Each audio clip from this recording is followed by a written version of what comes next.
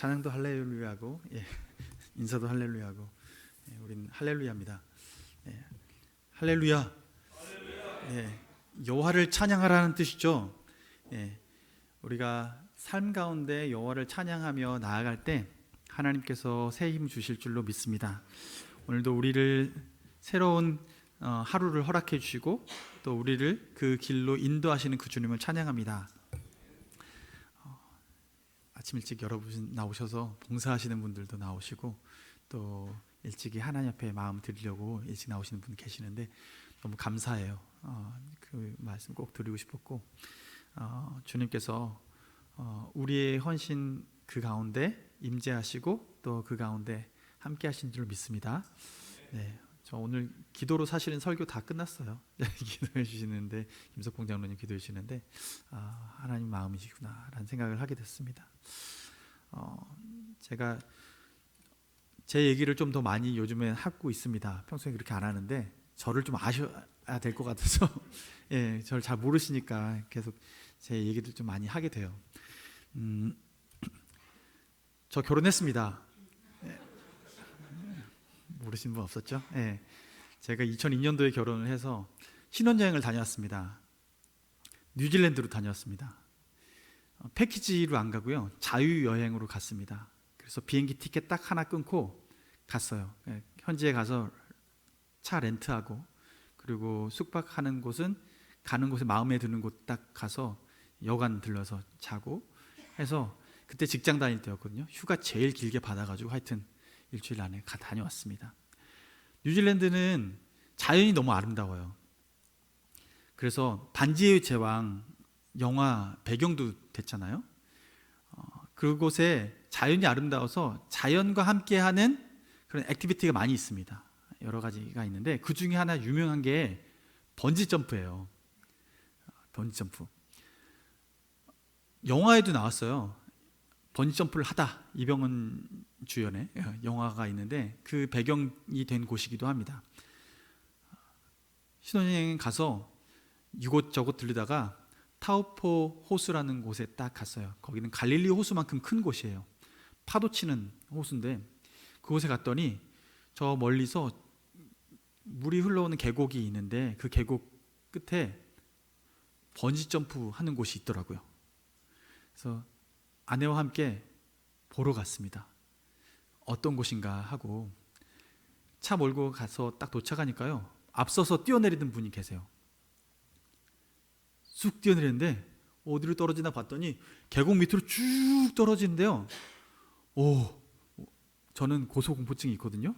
그래서 못 내려보겠더라고요. 그래서 아내한테 자 이제 봤으니 갑시다 하고 돌아가려고 하는데요, 아내가 이미 들어갔어요. 티켓 끈으로. 그래서 티켓을 딱 끊었어요. 그래서 아니 여보, 그럼 우리 같이 뛸까? 이렇게 얘기를 했어요. 그런데 아니 따로 뛰자고. 그래서 뭐 하자는 건가 싶어서 따로 뛰자 그러는데 나는 무서워서 못 뛰겠으니까 먼저 뛰면 어떻겠냐고 제가 아내한테 권면을 했더니 아내가 그건 또 아니래요. 저보고 먼저 뛰래요. 그래서요, 제가 먼저 뛰러 번지점프대에 갔습니다. 줄을 다리에 동여 매고요, 축축축 가는데요, 발이 딱 묶였으니까요 강시처럼 퉁퉁퉁퉁 하고 걸어갔어요. 그 앞을 보는데 자연이 너무 아름다워요. 그런데 아래를 보니까 너무 아찔한 거예요. 그 도와주시는 분이 그 긴 줄 있잖아요, 그 줄을 아래로 이렇게 툭 내렸는데요, 발이 쓱 끌려가는데 제가 안 끌려가려고 이렇게 뒤를 꽉 잡았어요. 이거 어떻게 해야 되나 싶어서 옆에서 이제 신호를 주는 거예요. 1, 2, 3 하는데 안 나가져요. 그런데 신혼여행이고 아내가 보고 있잖아요. 제가 이를 악물고 앞만 바라보고 다음 1, 2, 3 할 때 점프를 딱 했는데요, 너무 무서웠어요. 근데 무서운 게 다른 것 무서운 것보다도 내 몸에 아무것도 걸쳐져 있지 않다라는 느낌이 확 드는 순간 공포가 완전히 몰려오는 거예요. 그래서 하고 소리 지르면서요 거기서 뛰어내렸어요. 너무 공포스러웠어요. 여러분은 그 공포 아실지 모르겠습니다. 저는 다시 뛰라고 하면 절대 안 뛸 거예요. 제가 얼마나 소리를 질렀는지 나중에 그 영업하시는 분이 얘기를 해서 한 번 더 뛸 수 있겠냐고. 제가 너무 소리 질러서 호객행위가 돼가지고 주변에서 사람들이 많이 몰려왔다고 하면서 저보고 한 번 더 뛸 수 있겠냐고 그래서 아니라고, 저는 안 뛴다고. 머리에 피가 몰려서 머리도 아프고 목도 아프고 여러 가지로 못하겠다고 해서 그렇게 번지점프를 했던 때가 있습니다. 여러분, 우리 인생은 어느 순간 이 공포감이 엄습하는 번지점프 대 앞에서는 인생의 순간이 있을 수 있어요. 어떤 분은 갑작스러운 건강 악화 때문에 그 번지점프 대 앞에서는 그 경험을 하게 되고, 어느 날 자녀 잘 키웠다고 생각했는데 아이가 학교 가서 잘 공부하나 보다 싶었는데 갑자기 경찰서에서 전화 와서 아이들 데려가라고 연락 오는 수도 있고, 주식 내가 투자 잘 했다고 생각되는 그 종목이 있었는데 어느 순간 그것이 바닥을 쳐서 공중에 내 돈이 완전히 사라지는 경우도 있을 수 있고, 우리 인생 가운데 이 번지점프대 앞에 서는 듯한 공포감이 밀려오는 그 상황이 누구에게나 닥칠 수 있습니다. 여러분, 고3들 더 하잖아요. 대학교 갈 때 내가 대학 붙을까 안 붙을까에 대한 공포감도 있고 두려움도 있고, 우리 모두는 인생을 살아가면서 그 번지점프대 앞에 한 번쯤은 서게 됩니다. 여러분은 어디에 서 계십니까? 지금 밑에 내려와 계신 분도 계실 거고 지금 막 올라가신 분도 계실 것 같은데, 저는 우리가 그 뜻하지 않는 점프대 앞에 섰을 그때에 우리가 어떤 마음을 가져야 될까, 무엇을 기대해야 될까, 좀 그런 생각을 해보게 됐어요. 오늘 본문을 보는데 오늘 본문에 이 번지점프대 앞에 서는 사람들이 또 있었습니다. 바로 예수님의 제자들입니다. 예수님의 제자들이 예수님이 죽으시고 십자가에 죽으시고 무덤에 안치시킨 후에 사흘이 지난 때였어요. 오늘 본문에서는 예수님이 부활하신 날인데 그 부활하신 날 제자들에게 찾아간 상황인데, 그때 제자들이 예수님을 만나기 전까지 그들의 마음 상태는 어떠냐면 두려운 거예요. 내가 3년 동안 열심히 믿고 따랐던 예수님, 내 인생을 걸고 열심히 따라서 예수님이 왕만 되면 내가 적어도 옆에 한 자리는 찰 수 있을 거라고 생각했던 그들. 그런데 어느 날 갑자기 예수님이 돌아가신 거예요. 호상도 아니에요. 좋게 죽은 것도 아니에요. 죄인으로 죽었는데 그 당시에 가장 심각하게 죄 지은 사람들에게만 형틀로 주었던 그 십자가형의 가장 저주스러운 형틀에 예수님을 매달아서 죽였습니다. 예수님이 그렇게 돌아가셨어요. 그렇게 돌아가신 이후에 제자들의 마음 가운데 찾아오는 두려움은 무엇일까요? 다음은 내 차례 아닌가? 다음은 내 차례 아닌가? 라는 생각이 드는 거예요. 내가 예수님 믿고 따랐다고 예수님처럼 똑같이 그런 대우를 당하는 것은 아닐까? 라는 생각이 드는 거죠. 여러분, 주변에 벌어진 일이 내 차례가 될 것 같은 두려움, 그런 일 없으셨습니까? 요즘에 TV 보니까요, 블랙박스 영상 보여주면서 사고 영상들 보면서 우리 이런 일 없었으면 좋겠습니다 하면서 보여주는 프로그램도 있더라고요. 그런데 사고 나는 영상을 보고 있으면요, 어느 순간 내가 운전하면 그런 일이 딱 닥칠 것 같아가지고 마음에 두려움이 찾아오더라고요. 그렇구나, 이게 내게 두려움이 될 수 있겠구나. 그래서 더 조심하게 되기도 하지만 그 두려움이, 걱정이 엄습해 오는 거예요. 그 마음 알고서 장사하는 분들이 사업하는 분들이 바로 보험회사죠. 예. 두려움을 가지고 장사를 하고 있는 거예요. 그것을 가지고 돈을 내고 누군가는 그것을 안정감을 사는 거죠. 두려움을 안정감으로 바꾸는데 그것을 보험을 통해서 바꾸게 되는 거예요. 여러분, 우리 삶이 많은 공포 그런 것들로 우리가 채워질 수 있습니다. 세상이 돌아가는 방식이 사실 그래요. 경제적인 것도 그렇고요. 정치도요. 우리가 두려운 일들이 이런 일들이 벌어질 수 있으니 우리 이것을 예방하기 위해서 우리는 이런 것을 선택해야 됩니다 하면서 그것들을 보여주게 돼요. 그래서 옛날에는 정치를 공포 정치를 많이 했죠. 사람들을 움직이기 위해서 그런 일들을 많이 했습니다. 세상은요, 지금도 그런 공포를 가지고 사람들을 움직이려고 하고 다스리려고 하고 있어요. 그게 세상 돌아가는 방식인 거죠. 그러고 보면 우리 삶은 굉장히 평강이 깨어지기 쉬운 환경에서 살고 있습니다. 무엇인가 안 좋은 일만 생길 것 같은 그런 환경에서 살고 있는 거죠. 요즘 그래서 우울증 환자들이 그렇게 많고 정신적으로 불안을 가지고 있는 분들 많고 공황장애 앓고 있는 분들이 그렇게 많다고 해요. 어제도 제 미국에서 같이 공부했던 목사님께서 방문하셔가지고 잠깐 교제했는데 그분이 있는 곳 지역, 그 지역에는 인천 부평 쪽인데 그쪽 주변에 그렇게 성도들 안에서도 우울증이 많고 자살로 세상을 마감하는 분들이 너무 많다라고 하더라고요. 그리고 그것 때문에 마음이 내가 어떻게 도와줘야 될지, 그걸 도와주는데도 한계가 있고 하는 것 때문에 마음에 이걸 어떻게 풀어가야 되나 이런 생각들을 많이 하면서 고민하고 있다고 얘기를 하더라고요. 이게 우리들이 살고 있는 삶의 환경입니다. 그런데 하나님께서는 이렇게 평강이 깨어지기 쉬운 이 환경 가운데 이 평강을 되찾아 주시는, 다시 평강을 선물해 주시는 방법 우리에게 제시해 주시고 계시는데요. 그걸 이렇게 제시하세요. 바로 기도예요. 빌립보서 4장 6절 7절 말씀에 이런 말씀을 하시죠.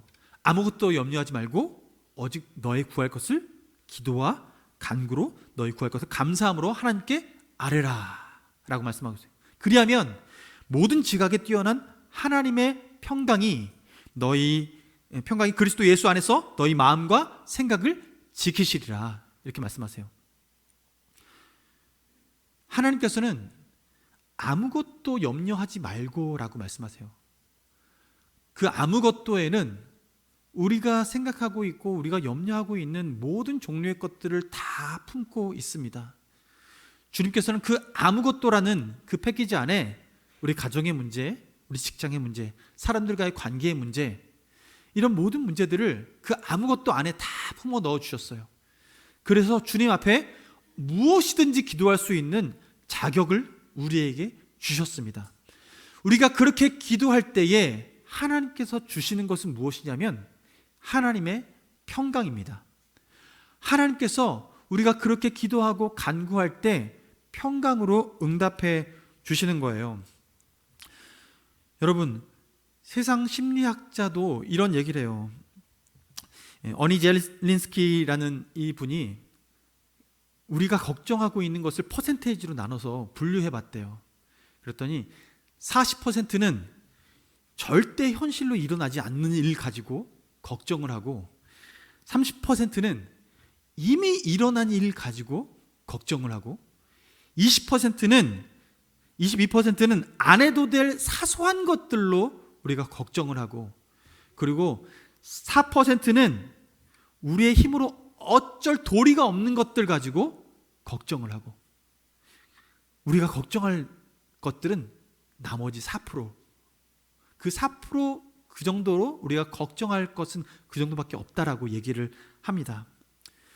그렇게 보면요, 우리 인생에 있어서 우리가 관심 가지고 주목하고 변화시켜야 될, 뭔가 힘써야 될 부분은 4%인 거예요. 나머지 96%는요, 맡기는 것입니다. 적어도 우리 신앙인들은요, 주님께 맡기는 것이죠. 아무것도 염려하지 말고 모든 일을 주님 앞에 기도와 간구로 아뢰면서 맡기는 것입니다. 그때 하나님께서는 우리에게 평강으로 응답해 주시는 거예요. 내가 손 쓸 수 있는 거 4% 외에 96%는 내가 손 쓸 수 없는 부분인데, 우리가 그것을 주님 손에 맡겨드렸을 때 진정한 안정감을 누릴 수 있는 것이죠. 왜냐하면 우리 주님이 우리보다 더 잘하세요. 우리보다 더 창조적이시고 더 완전하세요. 완벽하세요. 우리가 그분께 맡기는 훈련을 하는 게 바로 그 96%를 맡기며 살아가는 훈련을 하는 게 그게 바로 신앙 생활인 거죠. 그리고 그 4%를 주님, 저 이거 이렇게 할 수 있는 능력 더해 주세요. 온전하게 할 수 있도록 도와주세요. 라고 주님과 동역하면서 해 나가는 것입니다. 그렇게 우리가 100% 주님과 동행하면서 주님께 맡겨드리고 함께하면서 일을 해 나갈 때 우리의 인생은 주님 안에서 완전한 인생, 그리고 평강 가운데 그것을 완성해 나가는 인생으로 살아갈 수 있게 되는 것이죠. 여러분, 제가 서두에 번지점프 이야기를 했습니다. 다시는 안 탈 건데요. 번지점프를 했을 때 제가 한 가지를 느꼈어요. 언제 안전하다라는 이 마음을 가지게 됐느냐. 제가 번지점프 줄을 딱 내려오고 공중에 그 깍 소리 지르다가 퉁 하고 고무줄에 걸리는 순간, 그 후에 제 마음에 안심이 되더라고요. 아, 안전하구나. 나한테 줄이 묶여 있구나. 그전에는 그 줄조차 묶여 있다고 느껴지지 않아서 공포감이 극대화됐는데, 땅 내려와서 고무줄이 치고 올라오니 마음에 안정감이 오는 거예요. 여러분, 주님이 우린 손을 잡고 있고 우리 발을 붙잡고 계시다라는 이 경험을 할 때 우리는 진정한 평강을 누릴 수 있게 됩니다. 하나님께서는 우리에게 그 신앙생활을 하도록 인도하시는 거예요. 그 평강이 찾아오니까요, 그 후부터는요, 뉴질랜드의 그 자연환경이 눈에 들어와요. 해질 때쯤 도착했는데 노을이 너무 아름답고요, 그리고 뒤집어져서도 보는데도요, 그 계곡물이 너무 아름답고 옥빛의 물이 내 눈앞에 그냥 다가오는데, 야, 이렇게 깨끗한 물이 있구나. 그걸 몸으로 즐길 수 있었고 눈으로 즐길 수 있었어요. 평강이 찾아오니까. 그 줄의 안정감을 누리기 시작하니까 그 다음부터는 공포가 아닌 누림이 되는 거죠. 하나님께서는 우리 인생을 누리도록 우리에게 허락해 주셨습니다. 하나님께서 그 누리는 삶을 살도록 우리에게 허락해 주셨어요. 저는 우리 공동체가 하나님께서 우리를 단단히 붙들고 계신구나, 이것을 확신하는 공동체, 그래서 그 안에 기쁨을 누리는 공동체가 되길 원합니다. 저는 우리 예배 공동체가요, 그래서 그 기도하고 하나님께 응답받고, 기도하면 기도를 통해서 줄이 한 가닥 연결되는 거잖아요. 하나님께 내가 안전하다, 내가 이만큼 안전해, 너 혼자 아니야, 내가 이렇게 응답하고 있어, 내가 기도의 줄을 쌓아 올렸을 때 하나님께서 그걸 딱 붙잡아 주시는 거예요. 그리고 그것이 너 안 떨어져 나가 하고 그 줄 가닥 한 가닥 한 가닥 한 가닥 주님께서 그것을, 그 기도의 줄들을 쭉쭉쭉 연결해서 한 묶음을 만드시는 거예요. 여러분, 우리 인생의 줄기에 기도 응답의 이 다발이 얼마나 두꺼우십니까? 여러분의 삶의 문제 사소한 것 하나하나까지 하나님 앞에 묻고 아뢰고 기도하고, 그리고 그 사소한 것에 대한 응답을 받아갈 때 우리의 기도의 가닥들은 다발이 되어서 우리의 안전장치가 될 것입니다. 하나님께서는 우리가 그런 안정감을 누리길 바라세요. 평안하시길 원하시는 거죠. 주님께서는 우리가 그런 신뢰를 쌓아갈 때 주님이 우리의 진정한 선한 목자 되신다라는 그 마음에 확신을 갖게 됩니다. 선한 목자, 사꾼 목자가 아니라 선한 목자, 나 잡아먹을 목자가 아니라 나를 정말 쉴만한 물가와 또 푸른 초장으로 인도하시는 그 목자, 우리가 그분에 대한 그 신뢰감을 갖기 시작할 때 우리는 진정 사소한 것 하나하나까지도 맡기기 시작합니다. 여러분, 신앙생활은 큰 제목만 하나님 앞에 기도하는 게 아닙니다. 작은 것 하나까지도 기도하는 거예요. 사소한 것 어디까지 기도할 수 있을까요? 네, 저는 지하철 타고 가다가 옛날 학교 다닐 때 지하철 타고 너무 힘들어서 하나님 다리 너무 아픈데요, 하나님 너무 아픈데요, 제 앞자리 안 비나요? 하는데 그때 일어나셔서 저 그 자리 딱 앉아서 가는데요, 제가 방학역에서 소사역까지 1호선 이쪽 끝에서 저쪽 끝까지 학교를 다녔어요. 매일 2시간 되는 왕복 4시간 지하철 타고 그렇게 신학교를 다녔는데 앉고 싶잖아요. 근데 하나님 앞에 그렇게 내 마음을 아랬더니요, 그 사소한 것 하나도 하나님은 들어주세요. 뭐 옆에 있는 분은 우연이겠지라고 하겠지만 기도한 저로서는 응답입니다. 여러분, 우리 삶을 하나님의 응답으로 채우시길 바랍니다. 우리가 사소한 것 하나하나까지도 다 기도하면서 그 사소한 것 하나 너무나 당연한 것 같지만 그 당연한 것조차도 하나님께서 응답해 주셨다라고 자랑할 수 있는 삶을 살았으면 좋겠습니다. 하나님께서 우리 삶을 그렇게 위대하게 만들어 놓으셨어요. 사실 주님 손길 피해서 어느 것 하나도 있는 것이 없어요. 하나님께서 창조하신 이래로 주님의 손길을 벗어난 그 어떤 피조물도 없습니다. 우리가 혼자 살아가는 것 같지만, 우리가 내 뜻대로 살아가는 것 같지만 하나님께서 이미 이렇게 우리를 바치고 계세요. 이게 은혜죠. 이게 은혜죠. 하나님께서 우리가 그런 은혜의 삶을 살아가길 원하십니다. 제자들이 오늘 그 죽을 것 같은 공포감 가운데서 누가 집에 문 두들기면 혹시 우리 잡으러 온 거 아닐까? 라고 생각돼서 문 꽁꽁 걸어 잠그고 숨어 있었습니다. 근데 그때 예수님이 찾아오셨어요. 그들 가운데 찾아오셔서 얘기하십니다. 제일 첫 마디가 뭔지 아세요?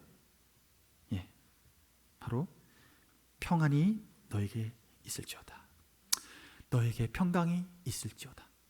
이 말씀하세요. 예수님은요, 되게 예리하신 분이세요. 속마음을 되게 잘 꿰뚫어 보시고 말 겉으로 안 해도요, 그 마음이 어떤 생각을 가지고 있는지 다 아세요. 바리새인들이 어떤 생각 가지고 있었는지 다 아셨잖아요. 지금 제자들 마음 가운데 지금 가장 필요한 게 무엇인지 알고 계셨어요. 그래서 예수님께서 제자들을 찾아오셔서 제일 먼저 한 게 너희들에게 평강이 있을지어다, 이렇게 말씀하세요. 그들은 이미 평강이 다 깨졌거든요.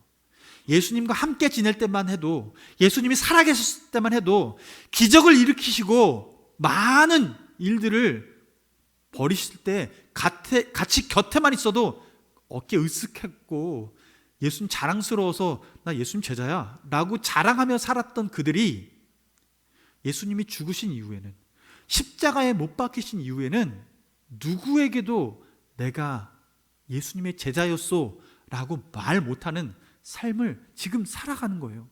지금 그 첫날이에요. 그렇게 베드로도 3번 부인했던 지금 그런 공포감이 있는 거예요. 그런데 예수님이 찾아오셔서 평강을 그들에게 선물하십니다. 평강을 선물하실 때요, 이 평강이요, 그냥 말로만 해서 평안해 라고 하면 평안해질까요? 우는 아이한테 울지 마 라고 하면 안 우나요? 이게 어렵잖아요. 그런데 예수님은 이들이 공포감이 어디서부터 왔는지를 알고 계세요. 예수님은 무엇 때문에 죽으셨냐면 하나님의 아들, 하나님과 동등하다라고 말해서 바리새인들에게, 제사장들에게 너희가 신성모독을 했다라고 신성모독죄로 죽었어요. 그런데 하나님께서 예수님을 다시 살리셨습니다. 살리셨을 때 하나님이 다시 살리셨다는 것은 지금 재판, 이 땅에서의 재판은, 마지막 재판은 예수님이 거짓말쟁이, 넌 거짓말쟁이야 라고 해서 땅땅땅 쳐서 십자가형을 했잖아요. 하나님의 아들 아니고 하나님이 아니다라는 것에 재판을 건 거예요. 그런데 하나님이 그것을 부활로 번복하신 겁니다. 이 땅의 재판을 완전히 뒤엎어 주신 거예요. 하나님의 아들 맞다. 내가 하나님이다. 참된 주인이다. 창조주 하나님이다. 라는 것을 부활을 통해서 증명해 내신 거예요. 그리고 하나님께서는 그렇게 부활시키심으로 그것을 알려주신 거예요. 부활하신 예수님이 제자들에게 나타나셨을 때 제자들의 마음 가운데 두려움이 뭐였다고요? 예수님이 진짜 거짓말쟁이였나? 왕 아닌가? 하나님의 아들 아닌가? 메시아 아닌가? 라는 그런 생각이 들었는데, 부활을 통해서 하나님의 아들이시고 그리고 메시아 맞구나 라는 것을 알게 되었고, 예수님께서 그들에게 나 진짜 살았어 라고 보여주려고 증거로 손에 못자국, 옆구리 창자국을 그대로 보여주었습니다. 그 제자들에게 그렇게 보여주었을 때 예수님 진짜 사셨구나, 십자가에 돌아가셨던 그분이 다시 사신 게 맞구나 라는 것을 눈으로 확인하게 된 것입니다. 그들은요, 그 확인한 이후에 예수님께서 평강을 빌었을 때 그 평강이 실제가 된 거예요. 그들의 의심과 두려움의 그 근본을 예수님께서 풀어주신 거죠. 그래서 그 후에 의심이 딱 사라지고 두려움이 딱 사라진 거예요. 주님의 평강을 맛본 이후에 그들은 인생이 바뀌고 삶이 바뀝니다. 예수님을 위해서 죽을 수 있는 인생이 돼요. 이전까지만 해도 예수님을 회피하고 예수님을 부끄러워하고 예수님을 모르는 사람처럼 살았지만, 이 이후에는 예수님을 위해서 죽을 수 있는 사람이 됩니다. 여러분, 예수님은 실제로 부활하셔서 실제로 사셔서 이들의 인생을 바꾸신 분이십니다. 그래서 그들을 통해서 복음이 전해지고 우리에게까지 전해져서 우리가 지금 이 자리에서 예배를 드리고 있는 것이죠. 이것은 예수님의 일하시는 평강을 통해서 무엇인가 하시고 싶은 일이 있는데, 그 평강을 지나쳐서 하시고 싶은 일을 우리에게 보여주시는 거예요. 그게 뭐냐면 소명이에요. 소명을 이루는 삶이에요. 여러분, 하나님께서 우리에게 평강이 아니라 편안함을 주려고 하셨다면요, 우리는 주를 위해서 죽을 자신이 없습니다. 그 편안함을 놓칠 수 없거든요. 여러분, 우리 인생은 하나님께서 우리에게 편안함을 주시려고 하시는 게 아니라 평강을 주시려고 하시는 거예요. 편안함은요, 외적인 편안함이요. 소파에 앉았을 때 편안하다, 내 몸이 쫙 풀린다, 외적인 편안함이지만 평강은 내적으로 주는 하나님의 힘입니다. 그래서 편안함은요, 외적인 환경이 바뀌면 금방 바뀌어요. 편안함은 사라져요. 의자에서, 소파에서 일어나면 그 편안함은 사라집니다. 그런데 평강은요, 외부 환경이 바뀌어도 평강은, 주님께서 주시는 그 평강은 유지가 될 수 있습니다. 하나님이 주신 평강은, 그래서 우리의 고난과 역경과 어려움들을 하나님께서 그걸 치워주셔서 지나가는 게 아니라, 그 고난과 역경과 어려움을 평강 주셔서 뚫고 지나가게 하시는 거예요. 그게 신앙생활인 거죠. 그래서 고난 중에 하나님과 동행하는 삶을 살아가는 것입니다. 사도 바울은 예수 그리스도의 복음을 전하기 위해서 그가 로마로 붙잡혀가는 그 중간에 그레데 섬에 그가 내렸다가, 그 그레데 섬에서 또 로마로 향해서 가기 위해서 선주가 항해 일지를 다시 쓰고 가기로 결정을 합니다. 겨울을 하기 위해서 안전한 곳으로 가려고 해요. 그런데 그 배가 중간에 유라굴로라는 그 광풍을 만나서 표류하게 됩니다. 사흘이 지나고 나흘이 지나고 며칠이 지나도록 그 광풍 가운데 벗어나지 못하고 보통 하루 이틀 길이면 가는 길인데 지금 사흘 지나고 나흘 지나고 일주일이 지나 못 도착한 거예요. 그곳에서 먹을 것은 다 잃고 사람들은 희망을 잃고 가는데 그때 주님께서 사도 바울에게 나타나셔서 얘기하십니다. 너희들 죽지 않을 거야. 바울, 내가 너한테 로마에 가서 이 복음을 전해야 될 것이란 사명 줬지 않니? 너 그것을 할 때까지는, 그 사명 이룰 때까지는 너에게 어떤 사람도 털끝도 상하지 않을 거야 라고 예언해 주셨어요. 바울은 그 얘기를 듣고요, 마음에 평강이 찾아옵니다. 광풍이 몰아쳐도 그 마음에 평강이 찾아옵니다. 그래서 지금 배에 있는 사람들은 지금 동분서주하면서 여기 어떻게 해야 되나 고민하고 어떻게 살아내야 되나 고민하고 있는데 바울은 평강한 거예요. 그래서 도리어 지금 죄수 입장인데도 불구하고 지금 선주와 뱃사람들을 다 안심시키고 너희들 하나님께서 이 배를 안전하게, 우리를 모두를 안전하게 지키실 것이라고 약속하셨다. 안심하라. 너희들 먹을 것 먹으라. 식음 전폐하지 말고 두려워하지 말고 먹을 것 먹고 안심하라. 이렇게 얘기해요. 그런데 하나님께서 실제로 그렇게 살리셨습니다. 그 광풍을 지나갈 수 있었던 그 동기는 무엇이냐? 바로 평강인 거죠. 하나님이 주신 평강인 거예요.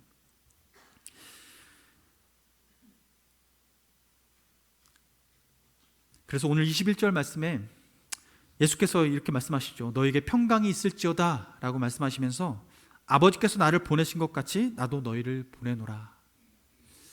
하나님께서는 평강을 주실 때는 반드시 소명이 있다라는 거예요. 무엇인가 이룰 것이 있다라는 거예요. 미션이 있다는 거예요. 임무가 있다는 거예요. 이것을 감당해내야 될 임무가 있다는 거예요. 그래서 하나님께서 우리에게 평강을 주세요. 그래서 여러분, 우리의 삶 가운데 어려움이 찾아올 때 우리가 무엇을 해야 되느냐? 아무것도 염려하지 말고 하나님께 기도해야 되고요.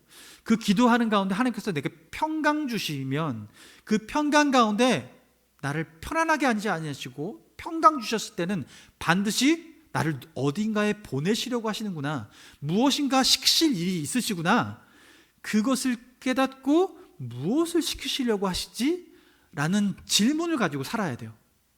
그래서 그 질문에 대한 응답을 하는 삶으로 채워나가는 게 하나님의 평강으로 살아가는 신앙생활인 것입니다. 하나님께서 우리 삶을 그렇게 채워가시는 거예요.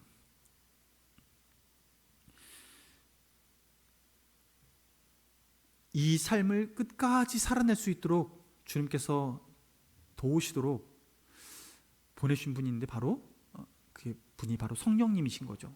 22절에 주님께서 뭐라고 말씀하시냐면 예수님이 제자들을 향해서 숨을 내쉬면서 성령을 받으라 이렇게 말씀하세요. 그래서 우리 마음 가운데 두려움이 있고 하나님께서 우리에게 평강을 주실 때 그것은 반드시 우리를 보내시는 소명까지 연결되어 있다는 걸 기억해야 됩니다. 우리의 신앙생활은 이게 한 묶음인 거예요. 평강만 바라보고 우리가 신앙생활하는 것이 아니라 어려움과 평강과 그 지나서 하나님께서 우리에게 미션을 주시려고 하신다라는 이 사실을 기억하고 우리가 신앙생활을 할 때 우리는 단순히 내가 좀 더 부유하고 내가 좀 더 잘 나가고 내가 명예로운 삶을 살아가는 것, 여기에 목적이 있는 것이 아니라 하나님께서의 우리 삶의 목적지는 하나님께서 맡겨주신 소명을 이루면서 살아가는 것이라는 거예요. 하나님께서 우리에게 그 일들을 감당하기 위해서 성령님을 보내주시고 성령님과 동행하면서 이 일을 완수하라고 하시는 것입니다. 마침표를 찍어내라는 거예요. 그래서 사도 바울은 이 삶이 잘 배어있던 사람이에요. 그래서 사도 바울은 이렇게 권면합니다.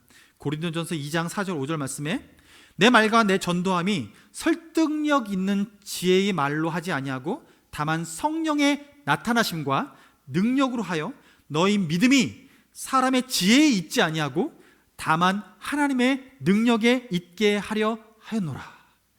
우리가 성령의 능력으로 복음을 전하고 성령의 능력으로 살아내고 성령을 통해서 평강 얻어서 살아가면 우리의 삶이 하나님의 은혜, 성령님을 통해서 주시는 하나님의 은혜로 완성되었구나, 자랑할 것이 주님밖에 없구나 라는 것을 확신하게 되고, 그것만이 자랑되어지고 그 은혜를 맛본 사람이 그렇구나, 내가 저 사람에게 들은 그 말로 설득돼서 예수님을 믿는 것이 아니라 그 말씀 전한, 그래서 내게 성령님이 감동하여 주셔서 성령으로 말미암아 내 인생이 변화되어지고 성령 안에서 거듭내지고 하나님과 동행하는 삶을 살 수 있게 되었구나, 성령님이, 주 하나님이 우리와 함께 하시는구나, 그 도우심으로 살아가는구나, 이 믿음의 고백을 할 수 있게 되는 거죠.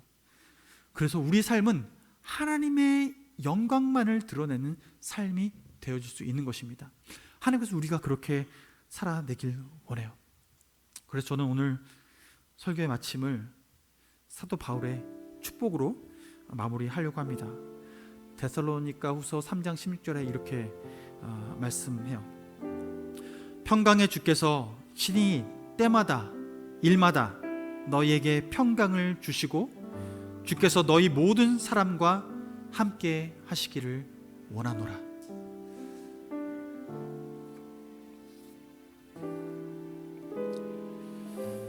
이 축복과 함께 찬양 한 곡 하고 기도할게요.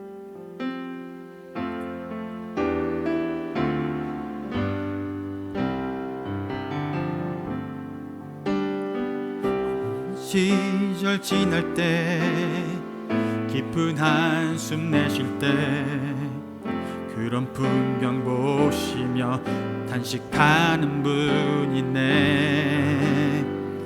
고와 같이 너희들 버려두지 않으리. 내가 너희와 영원히 함께하리라. 성령이 오셨네, 성령이 오셨네, 내 주에 보내신 성령이 오셨네. 우리 인생 가운데 친히 찾아오셔서 그 나라 꿈꾸게 하시네. 눌린 자 갇힌 자, 자유함이 없는 자, 피난처가 되시는 성령님 계시네. 주의 영이 계신 곳에 참 자유가 있다네. 진리의 영이신 성령이 오셨네. 성령이 오셨네, 성령이 오셨네, 내 주에 보내신 성령이 오셨네. 우리 인생 가운데 친히 찾아오셔서 그 나라 꿈꾸게 하시네. 성령이 오셨네, 성령이 오셨네, 성령이 오셨네, 내 주에 보내신 성령이 오셨네. 우리 인생 가운데 친히 찾아오셔서 그 나라 꿈꾸게 하시네. 다시 한번 고백합니다. 성령이 오셨네, 성령이 오셨네, 내 주에 보내신 성령이 오셨네. 우리 인생 가운데 친히 찾아오셔서 그 나라 꿈꾸게 하시네. 이 시간 함께 기도하기 원합니다. 하나님, 우리에게 성령을 보내주셔서 참된 평강을 누리게 하시고 주의 소명을 이룰 수 있도록 능력 주시니 감사합니다. 하나님, 우리 삶 가운데 어려움은 언제나 찾아올 수 있습니다. 그래서 어느 때든지 아무것도 걱정하지 말고 염려하지 말고 그 모든 것을 기도로 간구로 주님 앞에 아뢰라고 말씀하셨습니다. 하나님, 우리 삶의 문제 사소한 것 하나까지도 주님 앞에 기도하며 아뢰고 주님의 도우심을 구하며 주님, 내 삶이 주님의 그 기도의 끈이 연결되어서 아버지 기도의 다발을 이뤄내고 하나님께서 나와 함께 하시고 나를 보호하시고 나를 선한 목자로 주님께서 인도하셔서 선한 길로 인도하셔서 하나님께서 쉴만한 물가로 푸른 초장으로 인도하시는 그 하나님의 은혜 맛보며 살아가며 주님의 영광 돌리는 삶을 살기 원하오니 주여, 나를 사용하여 주옵소서. 나를 써주옵소서. 주여, 우리를 통하여서 그 평강을 이루시고 주의 소명을 이루어 주옵소서라고 이 시간 주여 한번 부르짖고 기도하겠습니다. 주여, 살아계신 역사하신 아버지님, 주님 감사합니다. 아버지, 주님께 우리가 이 시간 나와서 예배하며 주님의 평강을 구하며 나왔습니다. 하나님, 우리 삶 가운데 주님 번지점프대에 서는 것 같은 두려움이 찾아올 때가 있습니다. 하나님, 가정의 문제와 재정의 문제와 아버지 사람들과의 관계의 문제와 아버지 직장에서의 문제, 아버지 그 모든 문제들 가운데서도 하나님, 우리가 주님께 간구하는 것은 주여 평강입니다. 주님 평강입니다.